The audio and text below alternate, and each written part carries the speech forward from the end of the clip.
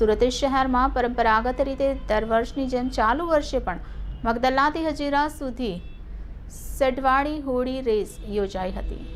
84 તાલુકા કાંઠા વિસ્તાર મગદલ્લા ગામે પૂર્વજોના સમયથી ચાલી આવેલ નેશનલ ફાઇટર ક્લબ આયોજિત તાપી નદીમાં હોળી સ્પર્ધા રમાડવામાં આવે છે।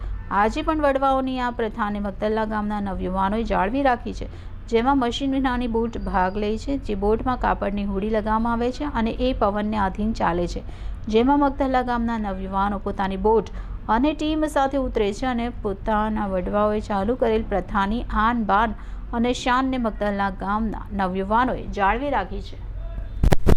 જી આપણું નામ? મારું નામ કપિલભાઈ ઈશ્વરભાઈ પટેલ। આજથી આ જે હોળી લગભગ 55 થી 60 વર્ષ કોમ્પિટિશન ચાલતી આવેલી છે અને એ આ હોળીનું મુખ્ય કારણ છે, જે ટાઈમે આપણે પાસે ગાડીની સગવડ નહીં હતી તે ટાઈમે મોડાની જાત્રા જતા અને એ મોડાની જાત્રા પટ્ટી પછી ત્યાંથી આવતા, એટલે ત્યાંથી આ હરીફાઈ કરતા, ત્યાંથી ચાલતી આવેલી છે હોળી। અને પહેલા નંબર પર આવી છે સાંઈ જોટ, એ છે સુભાષભાઈ પાંચિયા, એમની હોળી છે। અને બીજા નંબર પર આવી છે દીક્ષિતા પટેલ, જે ભાવેશભાઈ કનુભાઈ નરસિંહની હોળી છે। ત્રીજા નંબર પર આવી છે ન્યૂ લક્ષ્મી, એનો માલિક છે રાજુભાઈ સિમકાભાઈ પટેલ। આ હોળી સ્પર્ધા ક્યાંથી ક્યાં શરૂ થાય છે?